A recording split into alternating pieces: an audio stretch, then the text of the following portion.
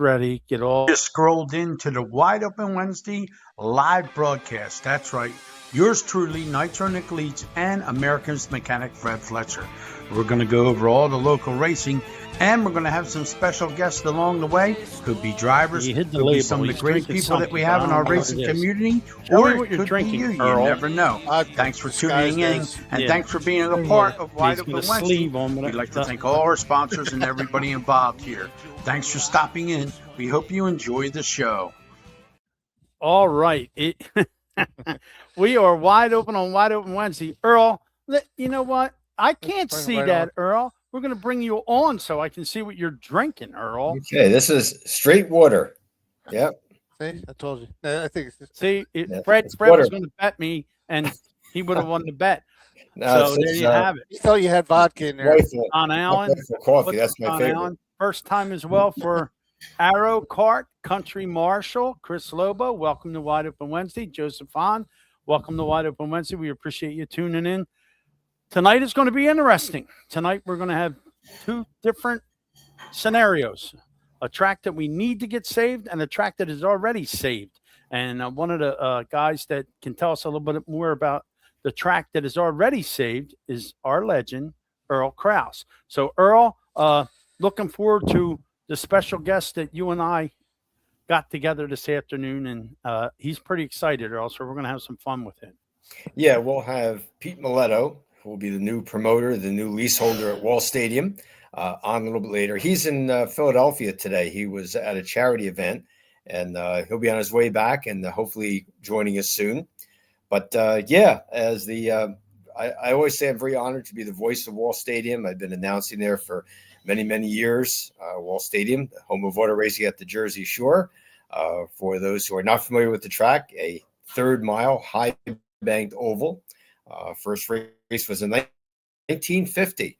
And Frankie Schneider, legendary Frankie Schneider, who, of course, many know from the dirt track circuit, won the very first race at Wall Stadium, Memorial Day weekend, 1950. So this will be the 76th year of racing at Wall Stadium. The former management, which operated the track for the last 15 years, made the decision this past year not to renew their lease with the property owners, but Pete Miletto and Fred Archer, two very established local businessmen, they have stepped in. They signed a 2-year lease to operate Wall Stadium. That was back on December 18th. And they'll be taking over the management of the track on January 16th. Awesome. So, yeah, I mean, we're also going to have Pete on. We're also going to have Mark Blackwell on. Mark is that should be very interesting. He's in the green room. Mark has been part of New Egypt since it's been dirt, and he sells parts. He has his business, Metal Fab Pro Race Shop. So we're going to talk to Mark, and there's probably going to be a few people in here. And it ain't about, coming on here and bashing people and doing crazy things. It's about talking to Mark, asking Mark what we think could happen at New Egypt, what we hope is going to happen at New Egypt, and some of the stuff that people don't realize what it takes to operate a racetrack. So he's sitting there waiting, Earl. I'm gonna take you off. I'm gonna bring Mark in. And we'll start off the show with Mark, and we'll talk to Mark. He's a fine gentleman and has New Egypt's best interest at heart. Absolutely. Absolutely. All right, Earl. We're going to take Earl off of here real quick. Bye, Earl. Bye, Earl. And then we'll go over here, get rid of this, and we will bring Mr. Blackwell on. Hold on one second, Mark, and we'll bring you in here. And there he is, Mark Blackwell. Mark, I've known Mark forever. Worked side by side with Mark at New Egypt Speedway, and Mark, you've had a big task for the last couple of years. You lost one of your best friends in Joey over there. And then you had to do this again with another guy in the office. And you've always stood back and done whatever you had to do to keep the track alive. And now we're in a position where we got to try and save it again. Yeah, it's been definitely a challenge, to say the least. Well, like I said in the beginning here, Mark, it's not about blame or pressure. People care about New Egypt. They're just looking for a little bit of understanding. And for the people who love New Egypt Speedway but aren't involved in the day-by-day operation, what is the current situation with New Egypt right now, Mark? Well, there's people that have interest. There's some stuff going on in the background. I wouldn't say that there's nothing happening because that would not be a fair statement. Uh, there's a lot of stuff going on, and there are some promising things, but I can't guarantee it'll all be done in a timely enough fashion. But we're doing everything we can to make it work. Let's put it that way. Fred really wants it to stay a racetrack. He's had offers on the track for it not to be a racetrack, and he really wants it to stay a racetrack. So if we can manipulate some things and get some things working, it very well may work out, or I think everybody will be happy. Well, I know you'll be happy. I know I'll be happy because we've worked there the longest ever since it started. Is the track technically, well, you already answered this really, but the track's technically available to be bought or leased. Hopefully the people that are interested in doing this is going to buy it. Fred's had enough. It's been 19 years. People really don't know what it takes to do a speedway. I see you on the water trucks. I see you on the grader. They don't know that it's a full-time job and you own your own business. So you got to leave your business to go there and take care of it and do what you do. It's very time consuming and people have no idea of what's going on, how to run a racetrack. Mark, can you give a little insight on what you do to keep that thing going, to keep the lights on? I learned a lot more. I thought I knew and I didn't have a clue, right? I mean, when I first started working there, I didn't have a clue. I mean, I helped, like when Joey was alive and everything was going, I'd go over there and help him put water on the track and stuff like that. And of course, just like you did, we talked to Joe and he'd tell us what he thought and what was going on and, how complicated it was for him to try and figure out all the little idiosyncrasies that go on in the background. I mean, there's so many things, it's like there's like 3 or 4 businesses involved in one business. You have the kitchens, that's running that stuff is business in its own, right? Right. And then you have the office work and the stuff like that, selling tickets and stuff like that. That's like a business. That's another business in there. Then you have the taking care of the track and the maintenance and all that, which is like another business. It's like having a little landscaping business. I mean, you got to cut the grass, you got to cut the weeds, you got to water the track, you got to keep this, you got to maintain all the equipment, you got to do all that stuff. And, for a couple of guys to do all that work, it's a lot of work. It takes a lot of hours and takes a lot of time. And I know my business, I suffered with my business because, I couldn't sit at the trailer all night and I was running back and forth trying to put out fires or, trying to get things going. And, sometimes the weather worked with you. Sometimes the weather wasn't your friend. No matter what you did, you could try and get as much water on there as you wanted to keep the dust down, and you couldn't stop the dust. The wind blew the other way. It was a good night. Nobody complained. But if you could have the same track in the next week and the wind blow the other way and just everybody just hated it. The dirt's blowing in our face. You can't see. It's horrible. Well, it's not that we didn't try and make it that way, but people, they're not happy, right? I mean, you try and make everybody happy. You can't, but you do your best to give them the best you could give them, The dirt's part of the charm. Yeah. There's nothing wrong with the surface itself, right? There's nothing wrong there. It's just how much time it takes to make it work. And, Fred's put all kinds of materials on there, mixing clays, trying this, trying that. And he had some there were times where he had some really good surfaces in it, but it wasn't tire friendly or it wasn't passing friendly. It was too hammered down. I mean, sometimes the track gets so fast, you can't go. I mean, I got guys sit here, come up to me, Mark, you got to slow this track down. I'm driving around. I got white knuckles, I'm just holding on all I can do. And you try and then you got the guys that like the speed. And there are some guys that just love the speed. But speed doesn't make for good racing. You need to slow the track down. Then when you start to slow the track down, then you get some tire wear. So it can be quite challenging. And I didn't know all these things when I first went in there. I mean, my job was just get the track ready and try and do that. Yeah. What do you think needs to happen for New Egypt Speedway to have long-term stability, Mark? What do you think? Do you think it needs a guy with deep pockets, somebody that loves racing? Because we all know owning a racetrack, you ain't making no money owning a racetrack. And you got all these critics out here that are on the computer that never worked on a race car, never worked at a racetrack, and don't realize that you got to pay the bills first. It's a business. It is a business. So, I mean, if you did quick math, if you just sat down and thought about it a little bit, you get 700 or 800 people through the front gate, you get 300 or 400 people through the back gate. So you average it out at $35 a head through the back, $20 through the front.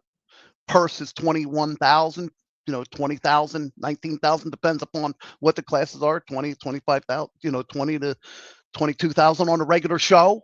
If you have the 305s, you're up there, $22,000. Do the math. Does it equal out? No. Okay. So, but I if mean, you had back in the day, and I'll say that back in the day, back in the 90s and the 80s and stuff like that. I watched a YouTube video the other day of rolling wheels, and it was a 4th of July show. And it for some reason, I just happened to be rolling around and I saw the YouTube, so I clicked on there and I saw the people there, and I looked in there and they said, there was 4,800 people there that night. You make If money. it was 1979, I was there.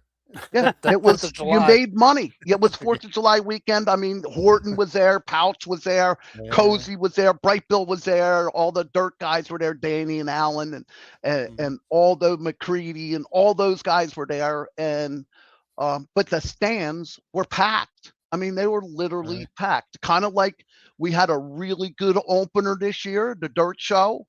It was, as far as the fans came, we had a great. I mean, it blew us out. We had no idea we'd get that many people. We weren't expecting that kind of a turnout in March, but it was a beautiful day. And people came, and they all came to watch it. Now, was it because it was a dirt show that we hadn't had in a while? I don't know. I mean, they were there, I think the year before they were there. We didn't have that kind of count of people there.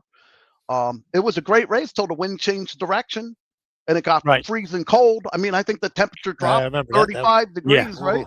Yeah, right? When I interviewed Friesen, I said, "What were you thinking when we were having fun?" And then all of a sudden, the temperature dropped and it got so cold. He goes, "Nick, I'm standing in the trail." I'm like, "Now what do we do? Do we put a snow plow on the front because I think we're going to have a blizzard?" And but Mark, if someone was listening right now and was generally interested in stepping up, what would you want them to understand before they make the call to you or Fred? What would you want them to do?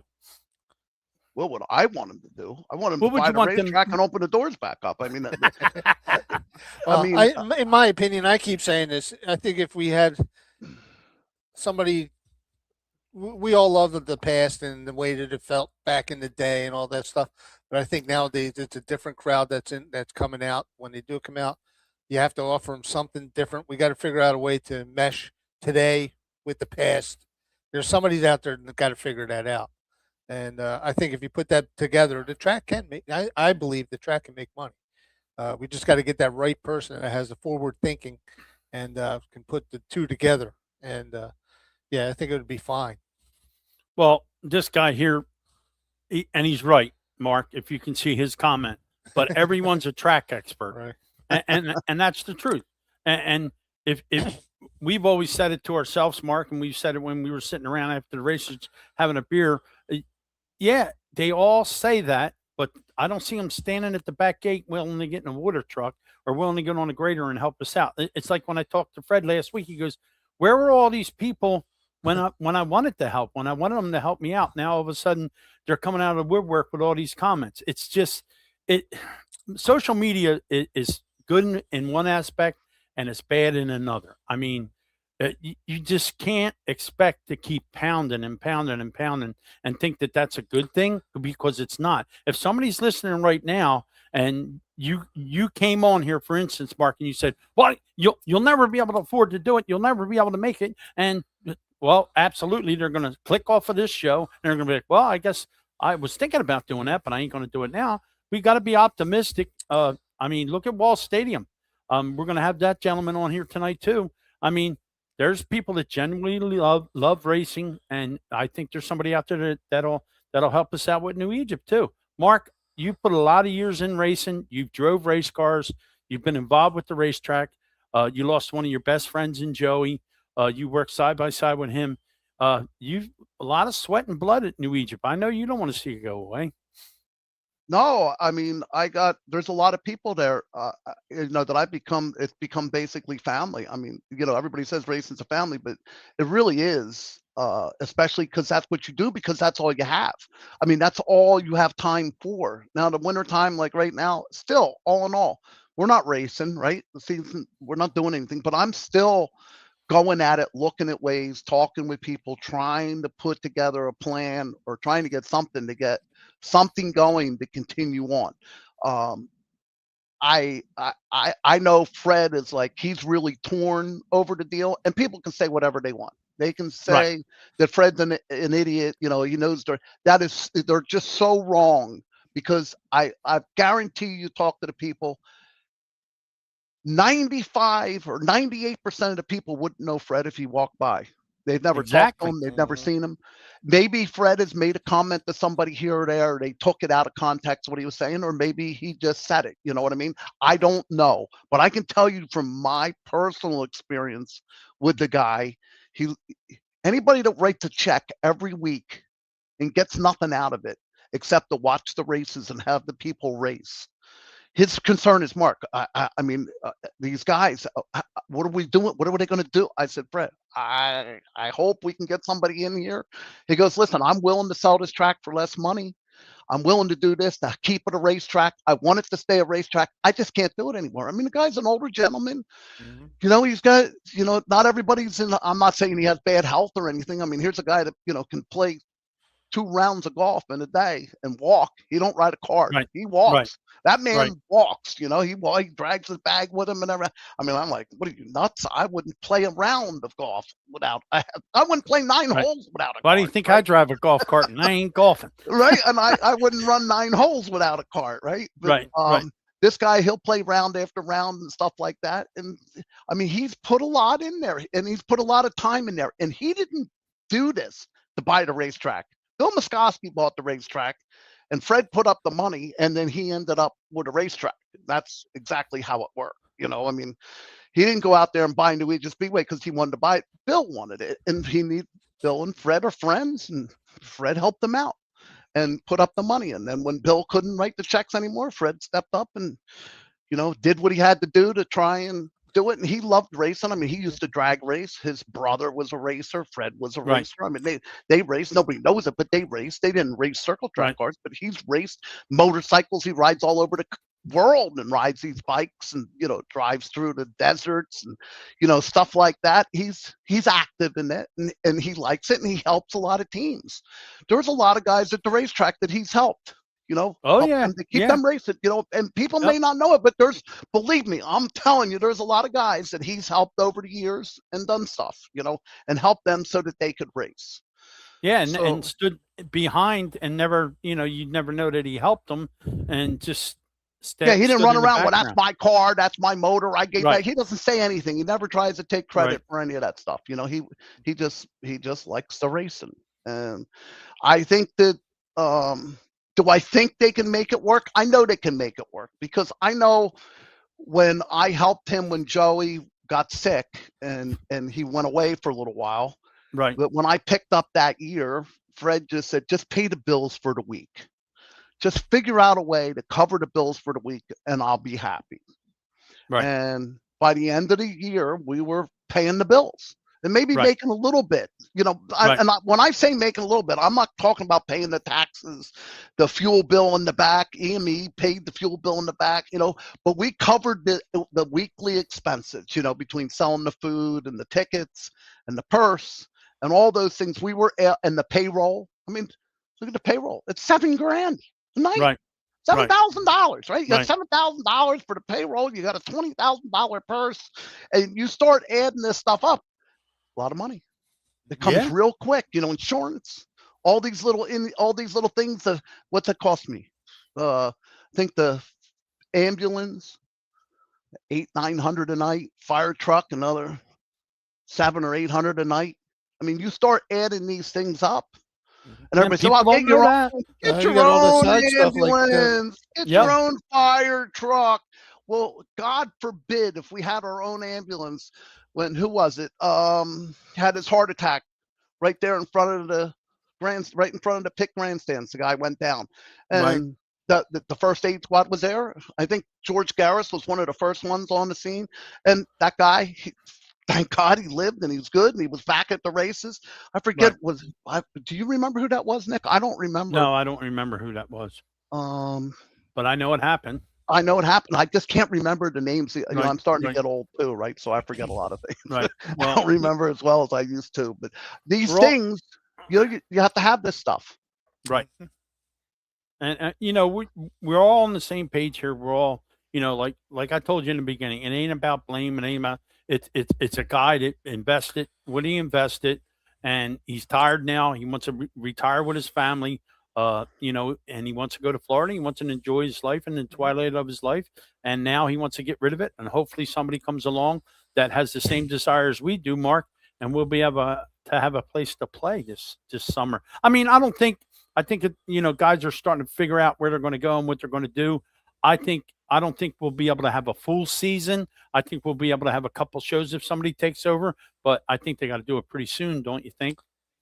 I at this point right now, I think they could have a full season. I don't think there's Okay. a problem there. I think that if they sat down and somebody wanted to buy the track, Fred would, you know, they could do like a lease or something to get it going while they finished up the paperwork for the purchase, to do their due diligence, and all Okay. those things that go along with buying a commercial property. I mean, you can't close on a house in a month. How are you going to close on a business in a month? You know, even if you have the cash, I don't know whether you could do that. Yeah, was it Henderson's? Is that who it was?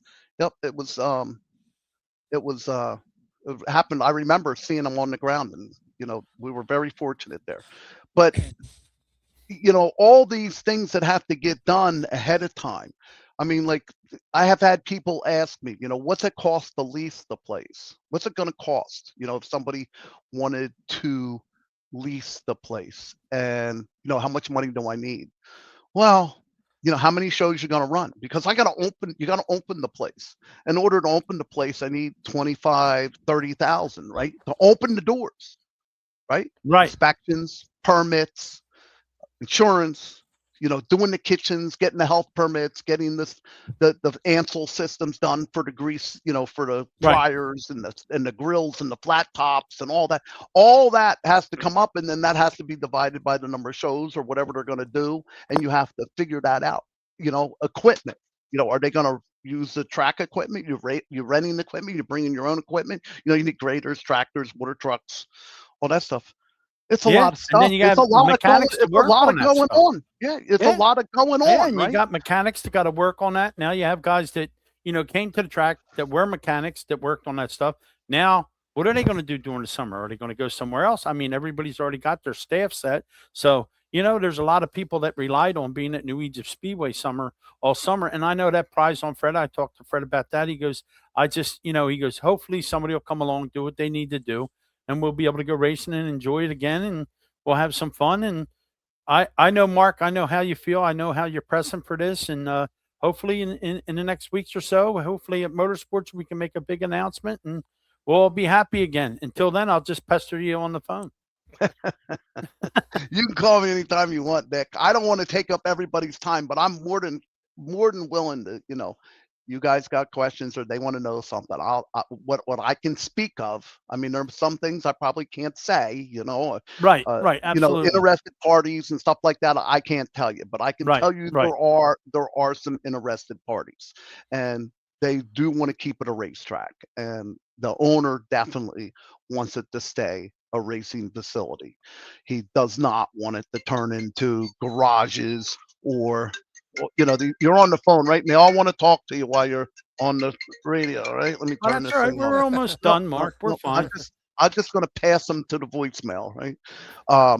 But those types of things, you know, it's a lot of stuff. That's all I can say. It's just, Well, we appreciate you coming on here, Mark, and you'll definitely be on here again. Hopefully, we'll see you at Motorsports if you come down there. We'll have a booth set up, and hopefully, I'll be able to spread some good news. You know, I bleed red, black, and white. New Egypt. You know me. I'm a New Egypt guy through and through, and you know, it is what it is. So But Mark, I really appreciate you taking the time to come on here. A lot of people had a lot of questions. You gave them a lot of answers, a lot of good answers. Now we have some hope, and we just got to cross our fingers and say our prayers, and hopefully we'll be sitting at New Egypt on a Saturday night. Yep. And honestly, Nick, I don't believe we're the only racetrack that has this going on. No, Going on in the background wherever you go. I mean, you know, I talked to other track owners. I mean, of course they call, and everybody's asked what's going on with this and what, blah, blah, blah, blah, blah, blah, blah.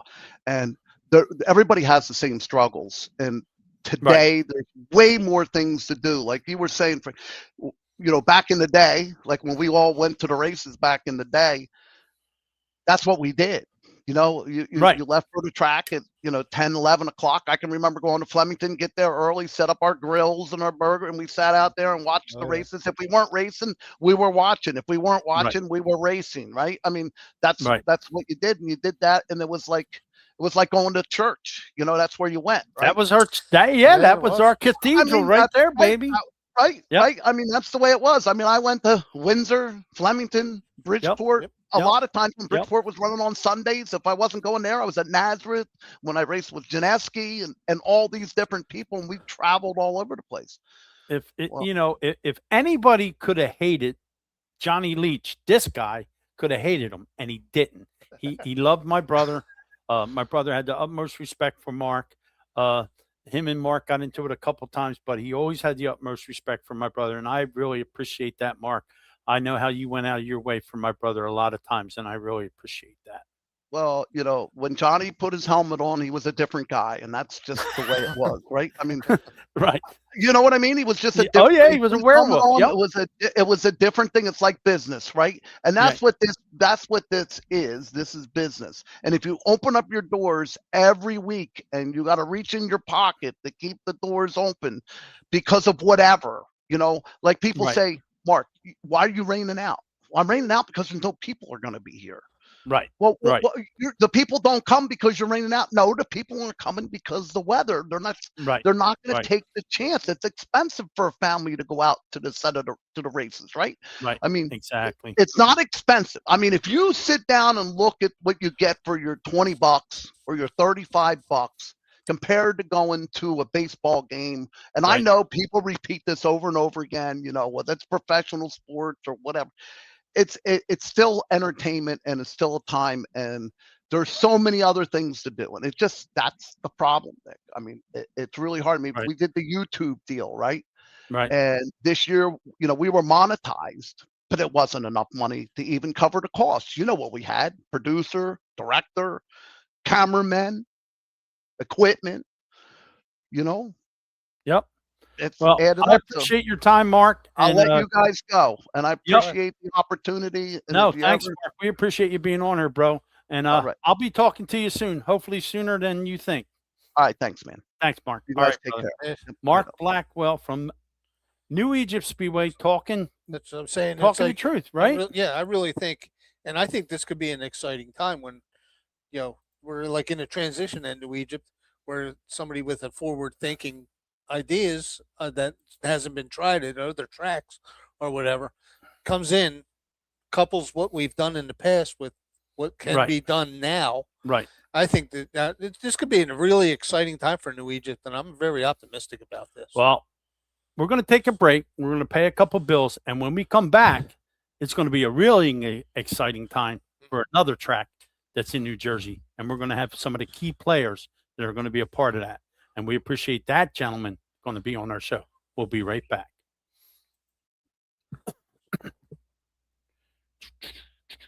Who is all the rage? Sage Chiropractic. That's right. Sage is all the rage in chiropractic care. Dr. Carey and Dr. Mike will take care of you and all your back needs, and they specialize in other things too. Give them a call, 215-497-0700.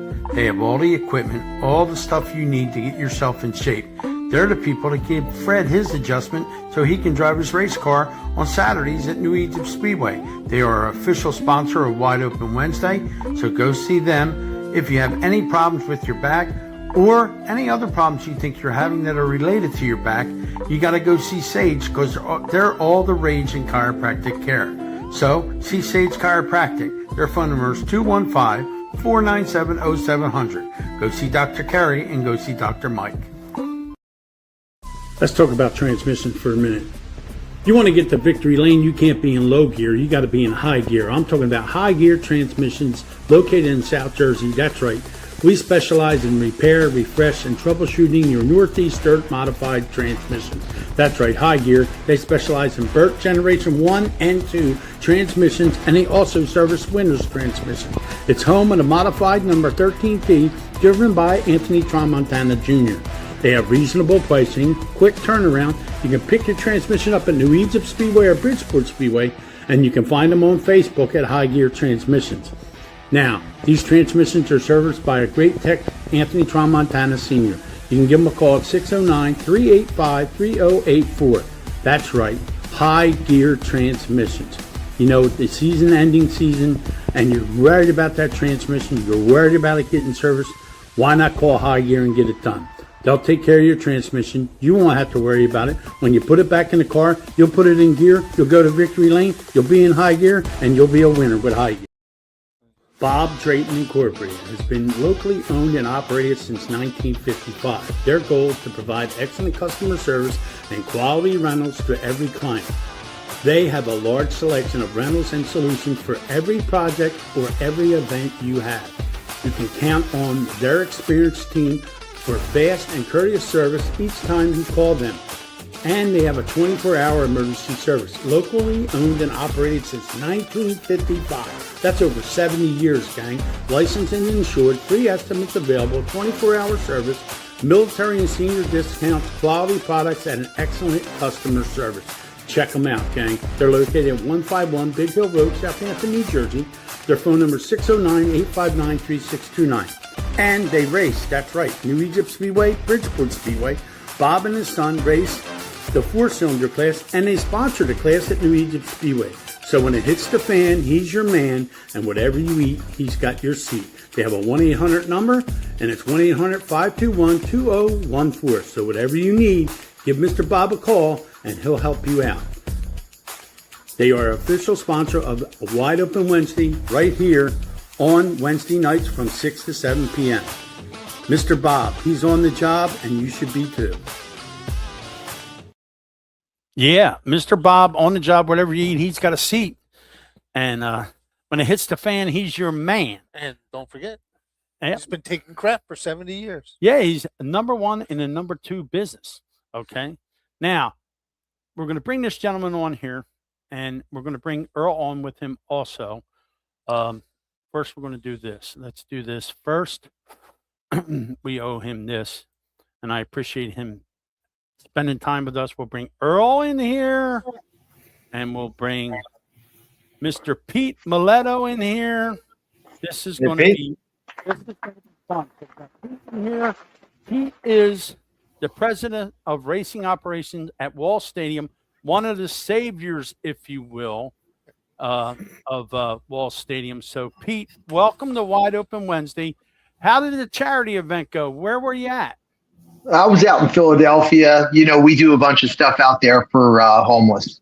So, you know, I do that every week. We do it with a bunch of guys from the NBA, and we have a good time. We have a lot of fun. There's a lot of brotherhood involved, and we enjoy it immensely. Rock Ministries in Kensington and some other groups. Just really, everybody kind of gets together, and Okay. it's a humbling experience, that's for sure. You know. Now, before we get into the racing deal, Yeah. me being a wrestling fan, and I know the guy who was our engineer was a wrestling fan.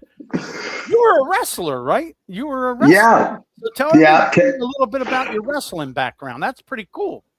Well, I was in the business for 10 years. I wrestled for the NWA most of that time. I traveled all over the United States, worked for WWF, and probably wrestled every big name in the business that you could imagine, you know, from Jimmy Snuka to Sid Vicious to, you know, you name it.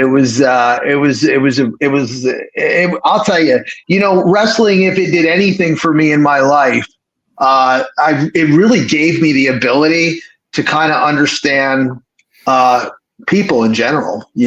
I mean, in the wrestling business, you're dealing with a lot of big egos. And if you screw up, you get beat up for real. So Yeah.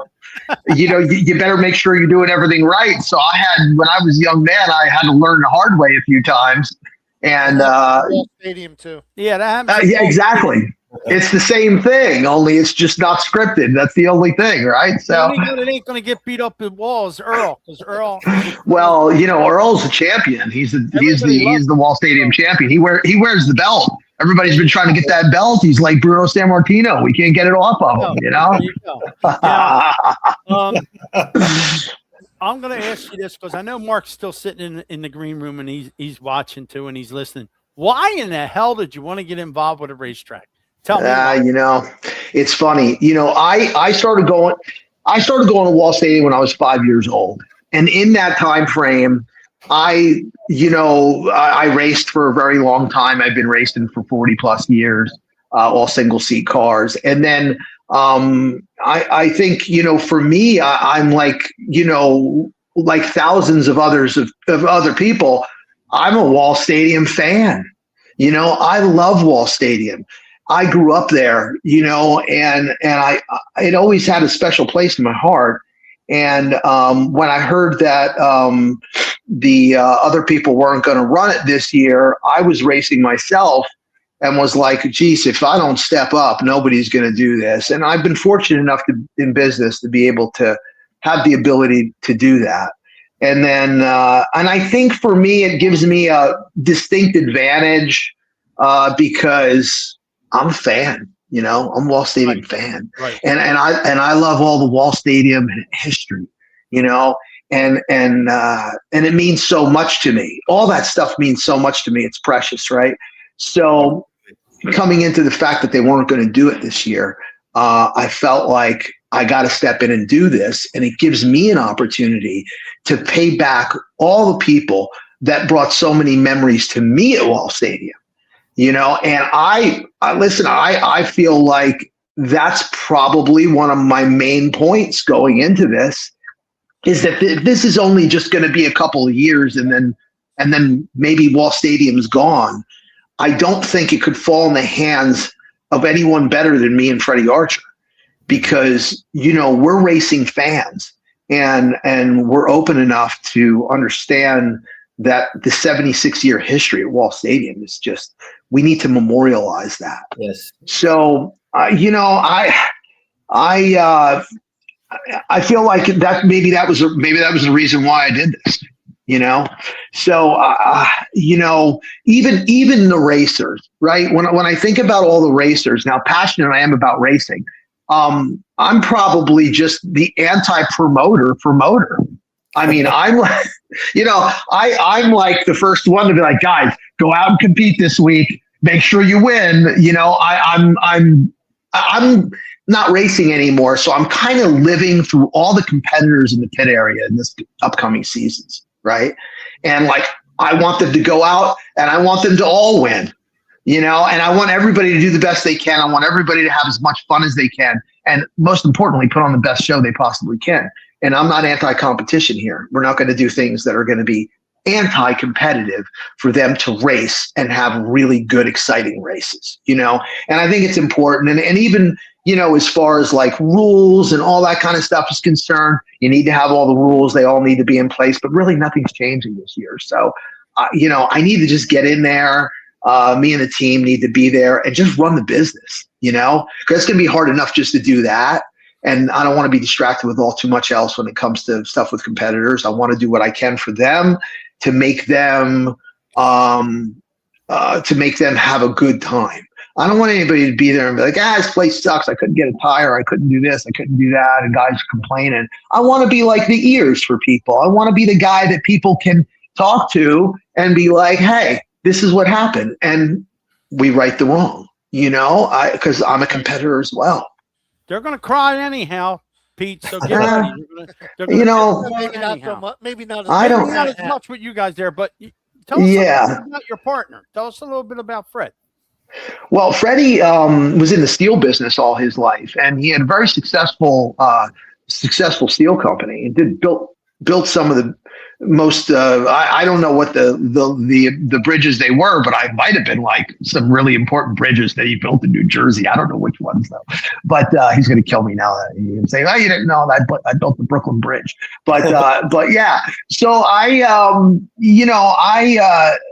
met Freddie earlier this year when we decided we were going to. I was going to just take it on myself and do the business myself.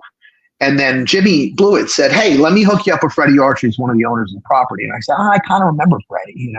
He probably won't remember me." So, I went and met him and we talked. We hit it right off the bat. And he was in the process of selling the business.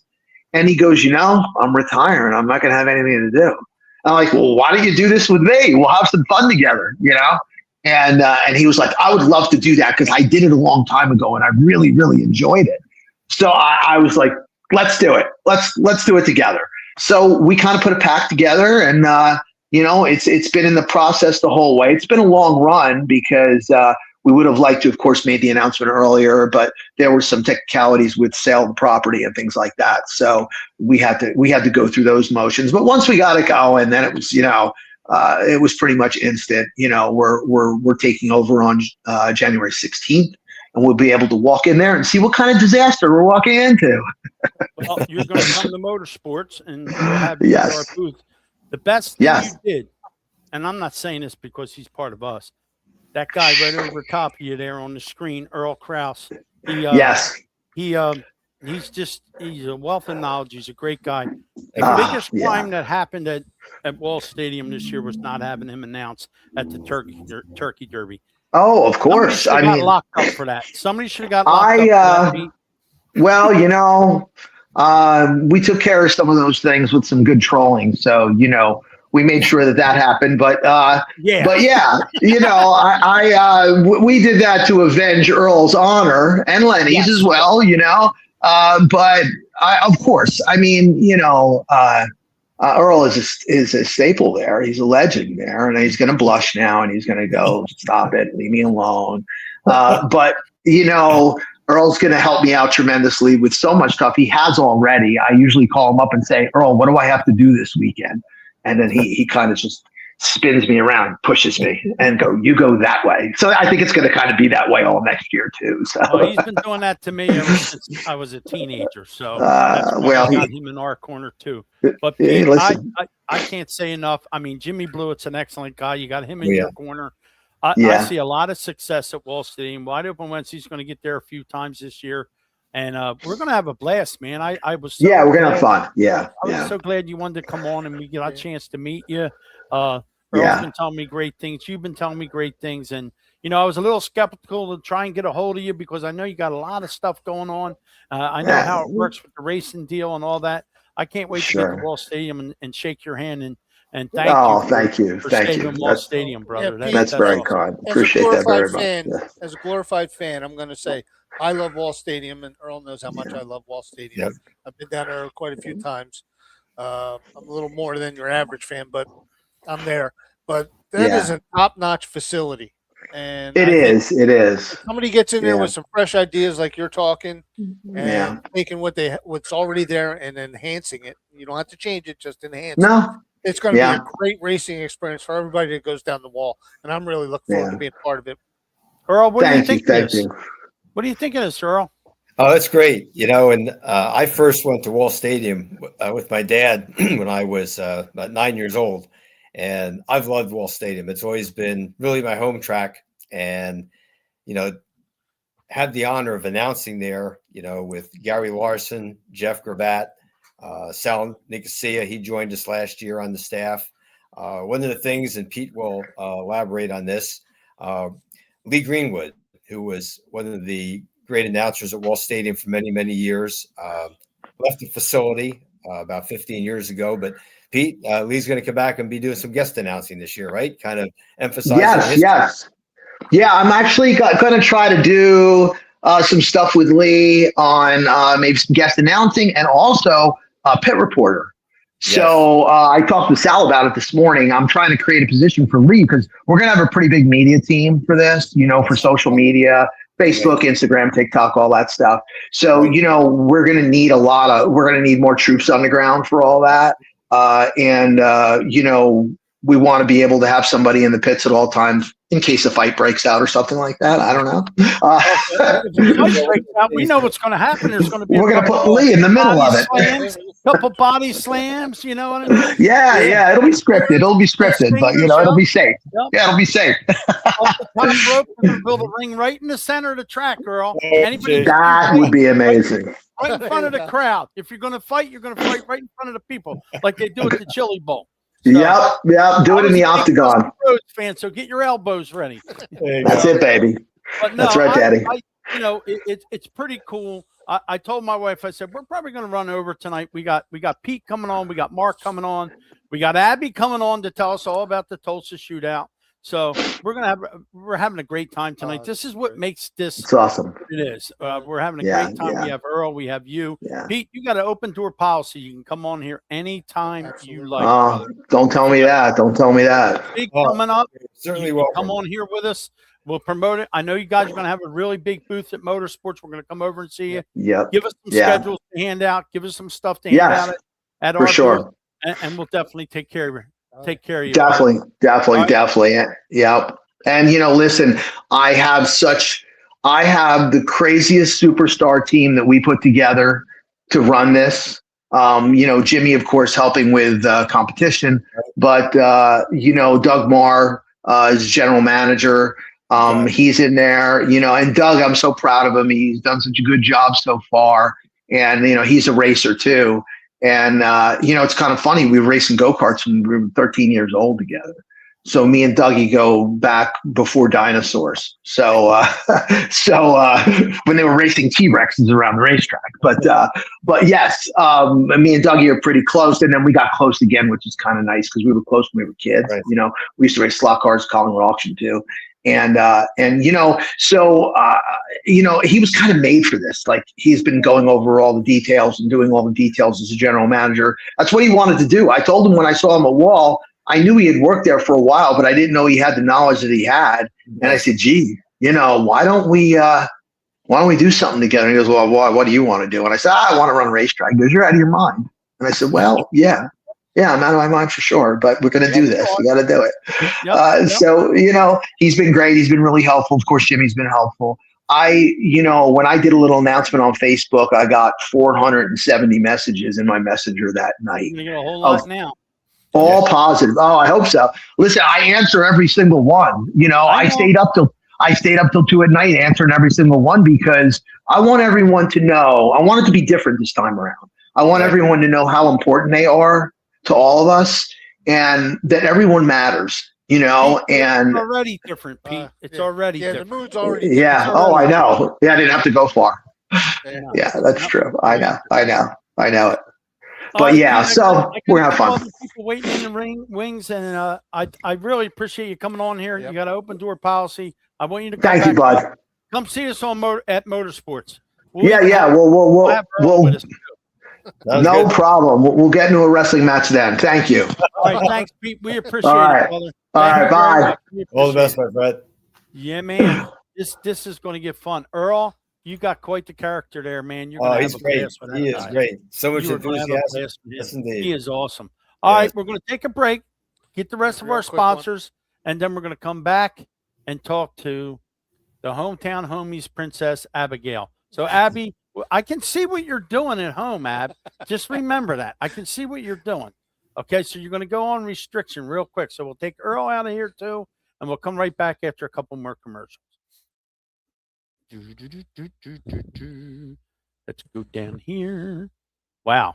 Up next, we have Fletcher's Garage. That's right, the main sponsor of Wide Open Wednesday, and they are located at 480 Hood Boulevard in Fairless Hills. Their phone number is 215-295-4931, and their motto is, if they can't fix it, it's broke. It's home of America's mechanic, Fred Fletcher, and he also does Need for Speed on WBCB on Thursday mornings. So keep an eye out for Mr. Fletcher, America's mechanic. Also, we have reliable consulting, sales, training, and marketing brought to you by Chris Bennett. His phone number is 215-206-9053. We thank all our sponsors for participating on Wide Open Wednesday. Race teams, listen up. If you want your media dialed in this season, you need to call Amanda's Content Creations at 856-418-4709. Amanda handles everything. Weekly updates, sponsorship proposals, race day posts, highlight videos, schedules, everything you need to put your race team right where it needs to be. Whatever you need to keep your team looking sharp, connected with your fans and everybody else. Amanda has you covered. She works with the drivers all over and delivers top quality content every time. So if your race team needs media done right, get in touch with Amanda's Content Creations. That's right, Amanda Tinnis. The number's 856-418-4709. You got wheels that's seen better days. Don't replace them, revive them. That's right. Vibrant powder coating and wheel repair. Bent rims, scuffs, no problem. Vibrant makes them smooth and strong and stunning again. From the street to the strip, they'll make your ride shine like new custom colors, flawless finishes, and durable coatings that turn heads and handle heat. Give them a call today at 1-267-566-6842. They're located at 569 Unionville Avenue, Pendle, PA 19047. That's Vibrant Finish. For all you need in powder coating and wheel repair, they make your ride look sweet. So give them a call. Let's talk about one of our proud sponsors, and that's Five Peaks Media, brought to you by Craig McGill, 668 Woodburn Road, Langhorne, Pennsylvania, Suite 201, the same suite that Wide Open Wednesday is in, and their phone number 609-577-7996. Craig McGill, we call him Magic because he creates the magic behind the Wednesday. Whatever you need, whether it's for social media, your business, anything you need. He's been with CBS, the NFL, he's done it all. He's a master at his trade, and he can definitely get the job done if you need anything done in social media. Why is having a director important? Greg will tell you why, because he does his best work behind the lens.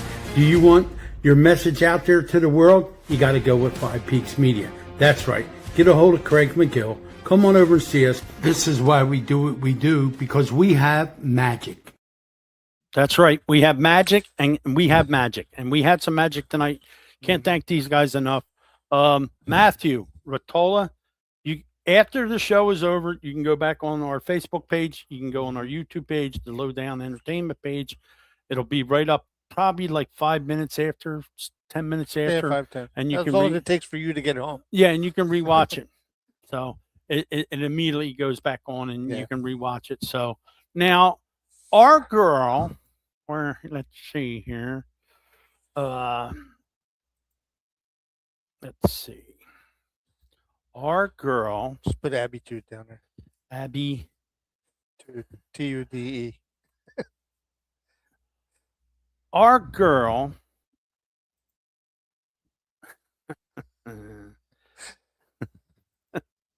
Never mind. All right. Uh-oh. Sorry, Abby. That's all right. My bad, Ab. Hold on. No, not Mark. We don't want Mark there. Mark was already here. All right, we can save that. Now we can go here. All right. Sure. No. There. No. Mark again. Hold on. There you go. You went to the Joe Adams School of. Yeah, I'm in prison and somebody's behind me and I can't get this done, Ab. I'm sorry. There we go.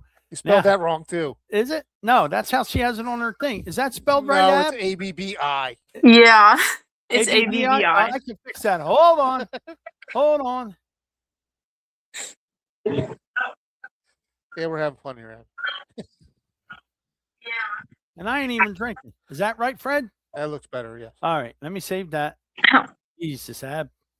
What the hell's the matter with your Uncle Nick? All right, here we go. Try this. She choked Uh, a little on that. Abitude, what are you getting sick on me? What's the matter with you? All right, this is Abby Sabo. Of course, her father's a great photographer. Her grandfather's a great photographer. And she was at the Tulsa shootout. Okay. Right. Right is right. Okay. Now, I haven't gotten an email of a picture of you know who from her father. I know what he's going to tell me. Well, I wasn't out in the infield, so I couldn't get a real good shot.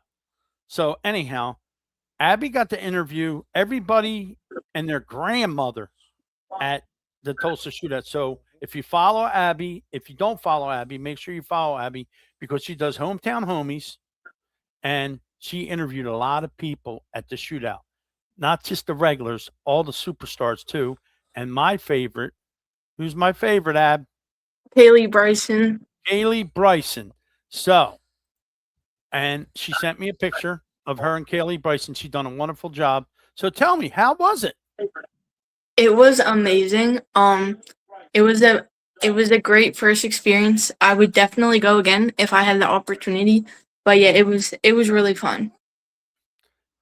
All right. Now, you got to talk to Larson's kid. You got to talk to Larson, Brady Bacon's kid.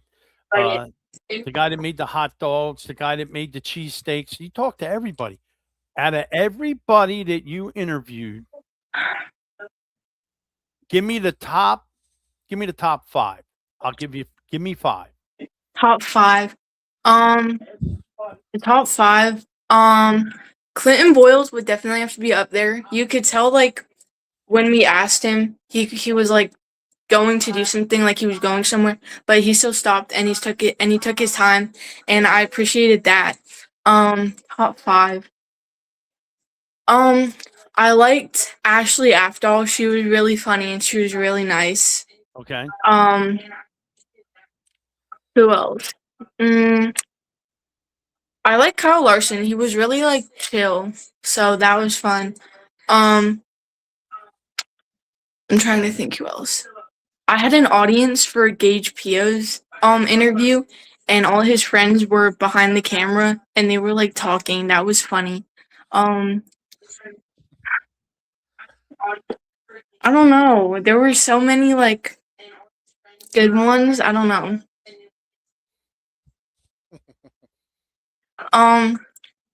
I said,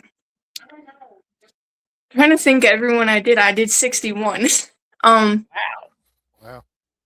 Wait. Hey, you need a job, you can come work with us. You can make us look better. I won't walk around the pits. I'll drive the golf cart. You can do all the interviews. How's that do? All right. Did Dad give me pictures? That's what I want to know. Not You just- want him to come in here? Sure. Let him come on. Yo, you should come on in. Come on in. I can bust his ball. Let him in. Jim Walker. What's up, Jimmy? You should come in. Come in, bro. Steve Sabo, and not the Steve Sabo from the NFL. It's Steve Sabo, the photographer.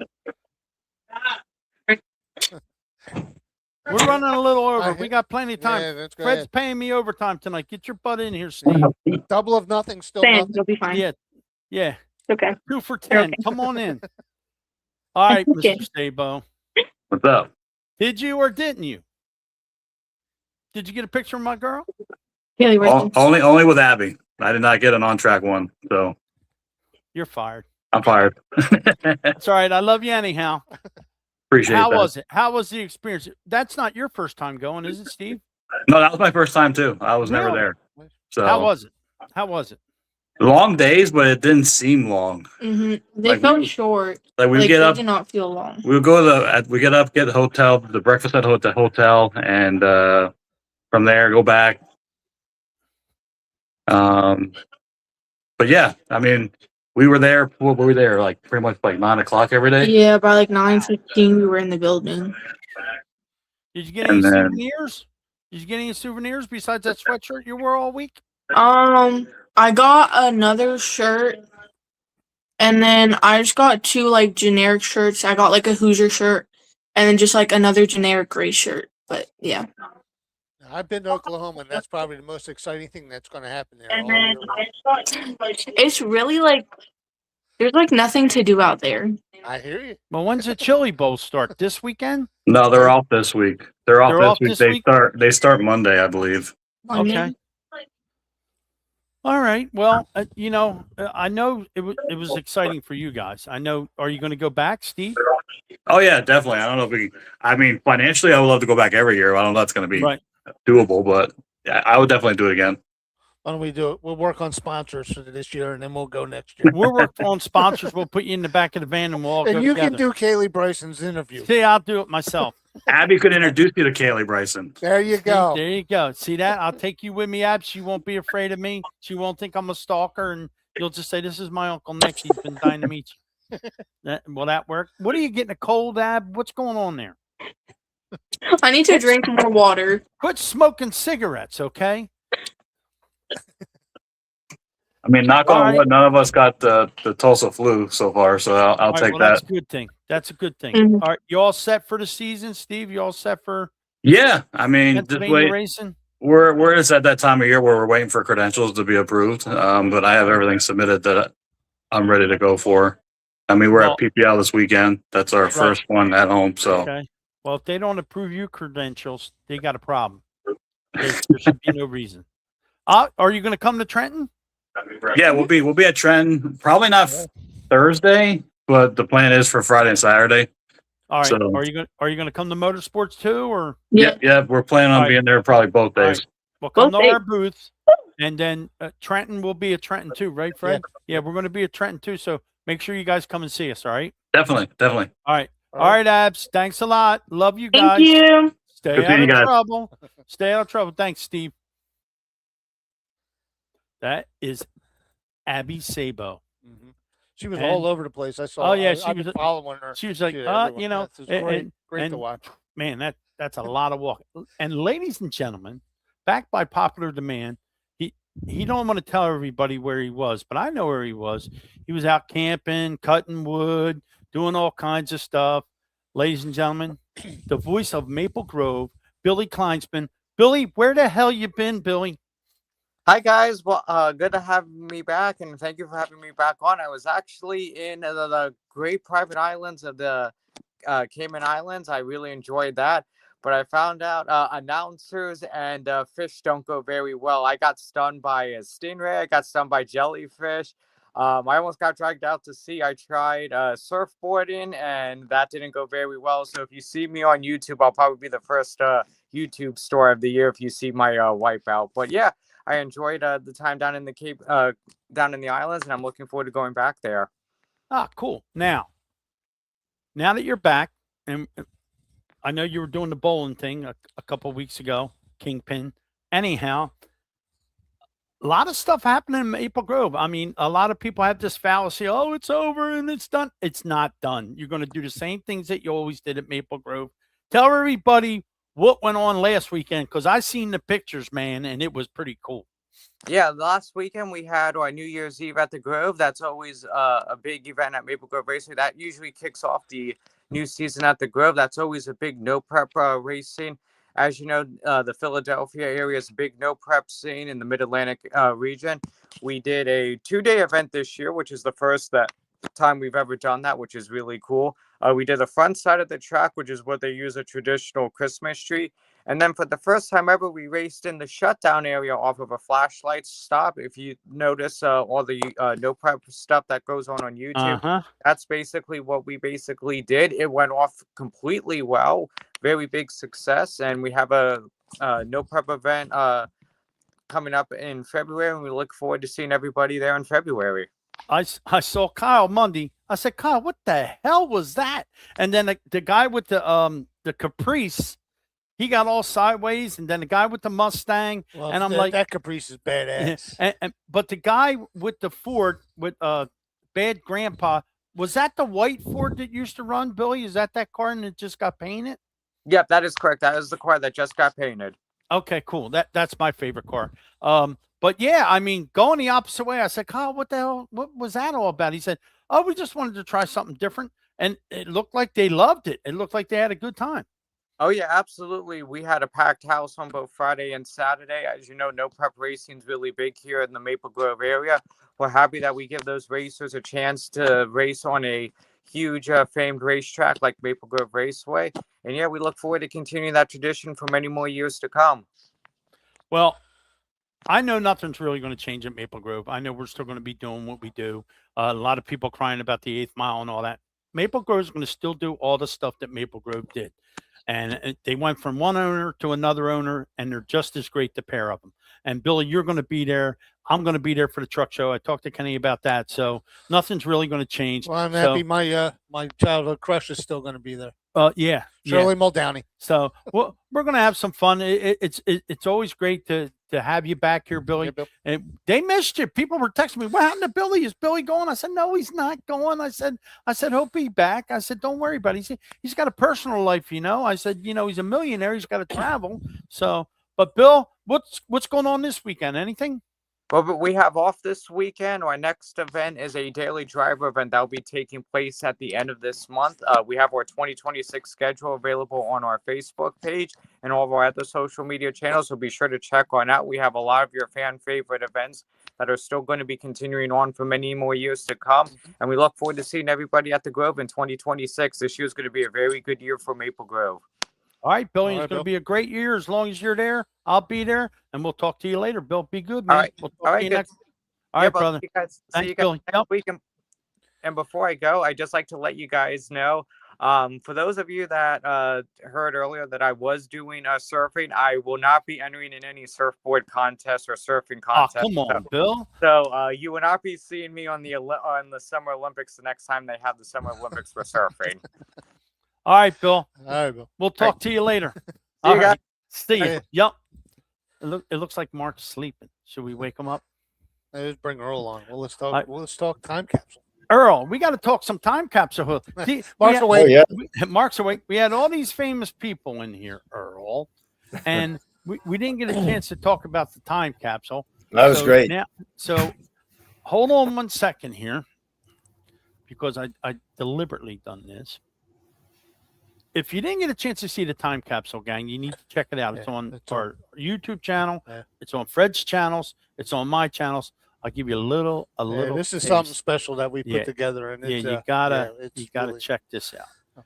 I'm proud of it. I know Earl and Nick are proud of it. Craig's proud of it. Back a little Uh, further, in the 1950s up to about 1960, there was a paved track on the grounds of what became East Windsor Speedway, Okay. right along Airport Road.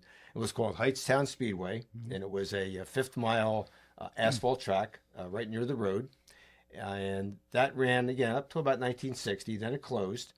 And then Don Jones, with his son Butch and other members of the family, they actually founded and built East Windsor Speedway.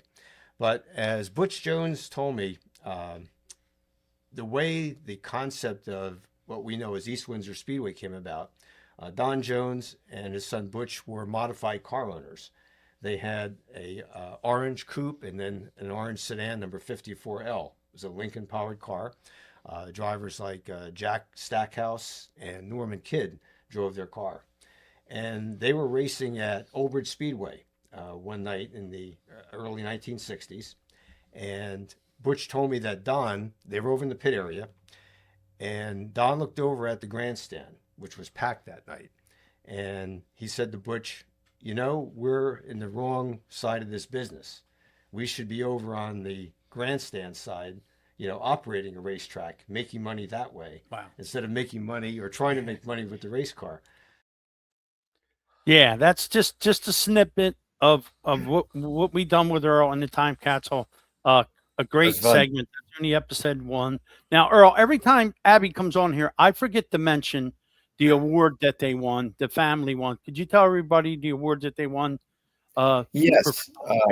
Thank you. That was in December. The Checkered Flag Fan Club, a wonderful organization. They have the Injured Drivers Fund, where, as the name implies, for race drivers injured and they're a club member, the organization, Checkered Flag Fan Club, gives them a donation to help them with their expenses while they're recovering. Checkered Flag Fan Club, again, they do a lot of great work for the community. They've been in operation now over 70 years. And one of the nice awards that they annually give out is the Walt Chernicle Memorial Press Award. And it honors Walt Chernicle, who was one of the deans of auto racing media with Area Auto Racing News as a writer, photographer, and an announcer. Walt passed away, close to 20 years ago now. And when he passed away, the Checkered Flag Fan Club, in coordination with Lenny Salmons at Area Auto Racing News, decided to rename their press award in honor of Wall. And every year, Checkered Flag Fan Club, through Area Auto, honors a representative of the paper, a media member, a writer or photographer with the award. And for 2025, the Sabo family received the award. Was Steve Sabo Sr., who is the family patriarch. They call him Papa Peppers, a very fine photographer. His son, Steve Jr., who you just saw on screen, and granddaughter, Abby, Abitude, with her podcast. She's also a very fine photographer. The three of them received the Walt Chernical Memorial Press Award in honor of their fine work with Area Auto Racing News from the Checkered Flag Fan Club. So a shout out to the Sabo family. As Steve and Abby mentioned, we'll be seeing them this weekend at the PPL Center for the opening race of the Indoor Auto Racing Series, TQ Midgets, Slingshots, and Champ Carts this Friday and Saturday in Allentown, Pennsylvania.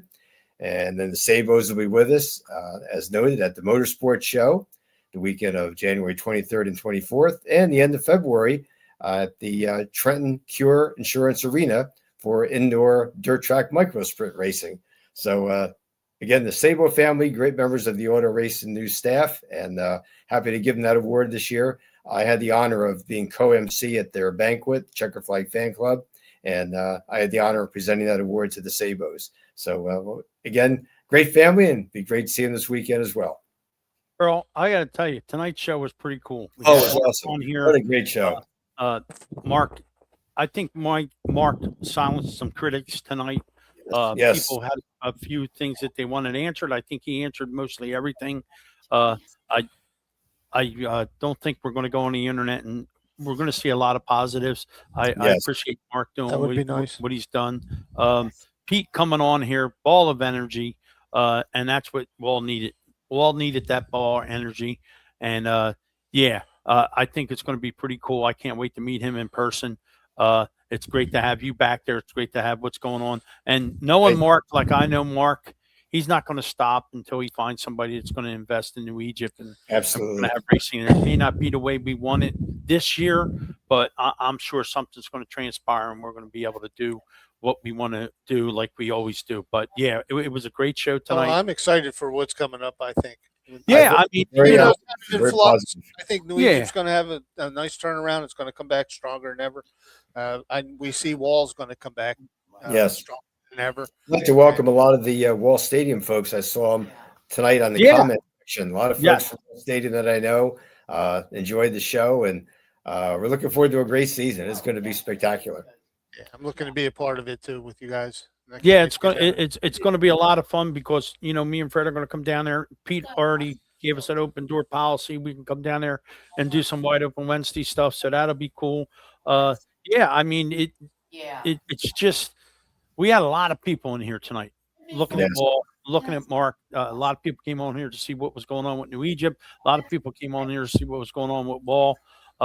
And this is just growing in leaps and bounds. I've been getting messages all around. I can't wait to get to motorsports. I can't wait to come to Trenton and do what we do. We're going to have a lot of fun. I can't wait. Well, it's so important that Mark was on tonight to talk about New Egypt Speedway with a very positive attitude, because we need all the racetracks. And, a very fine track in Eastern Pennsylvania, an asphalt track, Mahoney Valley Speedway. They were on shaky ground coming into this year. It was announced this week, matter of fact, in Area Auto Racing News, we have the story that they have a new promoter. They are opening this year as well. There was some thought that they weren't going to open, but they are. So they are a very fine Saturday night track as well. So it's good. We need all these racetracks operating. Yep. I heard Oswego's on shaky ground too. Yeah. So we have to keep it going. Keep it going too. Well, nothing lasts forever, and people don't like change. I mean, but I'm not ready yet. You know what I mean? I think there's a lot of racing left at New Egypt. Of course, Wall's going to survive. You got your Pennsylvania tracks, Big Diamond and Wall and Grandview. Yes. There's a lot. I'm in it till they do EVs, and then I'm out. Yeah, I'm out too. You got to smell the exhaust. You got to smell the exhaust. You got to hear the motor running. I always said if I can't hear a car, I'm not going to see it. If I can't smell the alcohol, you got to do what you got to do. can't tell you enough, Earl, how much I appreciate you getting Pete on here and doing what we do. Thank you. My pleasure. And a lot of people are reacting to what we did tonight, and that's what it's all about. That's what me and Fred intended this to do. And hopefully next week we'll have some real good news about New Egypt. And we appreciate Mark Blackwell being on here with us. And we wouldn't have been able to do it without him coming on here. I think he shut up a lot of critics tonight. And with Pete coming on here, I think he's got a lot of people enthused about going to Wall Stadium. Absolutely. Too. All right, we're going to end this thing.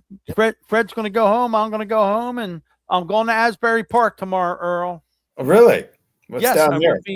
I will be down the street from the Stone Pony where they're building that new development down there. Oh, okay. So you'll be going right past the stadium or right near it. Yeah, I think it's a new hotel. Yeah, I go right down 195. Yeah. Get off and go down 18 to 66. Go right by Ling's shop there across in the back of the mall, and then I go down Main Street and go down to the ocean. Make a left, and go past Stone Pony, and they're building some big development there, some new hotel. So, Well, you'll be joining me on air tomorrow morning with Under the Hood, and oh, absolutely. We Almost forgot about that. Yeah, I haven't been on Under for a the Hood couple with weeks. Fred Fletcher, America's Mechanic at That's 9 right, o'clock from 9 to 9:30. and Need for Speed with That's Earl right, Rouse 9:30 and to Fred 10. Fletcher from And Nick 9:30 to Marco. 10. They'll And talk Nick more Marco. about Wall and what happened here tonight. So, Right. Don Allen, thank you for everything you do. You had to mention the flying pig, didn't you, Don? We went all night. Well, We went an hour and 17 minutes. Nobody mentioned the flying pig. Well, Earl's been busy, but as soon as you get a break, Earl, we're gonna go. Hold on. That sounds great. Absolutely. See, Kimmy Ling Payne, who's Hey, Jimmy. Hey, great She to hear used from to be Jimmy my Ling. boss. Thank you for the Wall Stadium this okay, year. when she worked for Don Ling, her Yes. uncle, she was the payroll lady. She took care of all the money. Hey, and Kimmy. Her husband is Joey Payne. Yes, That's Kimmy, right. our old workplace. I'll be down in that area tomorrow. Tell Joey to behave himself, and we'll be asking him to come on the show pretty soon too. Oh, that'd be after great. the indoor series. So, Yep. yep, Jersey we love Jeff. having Joe on the show. So, but thank you guys.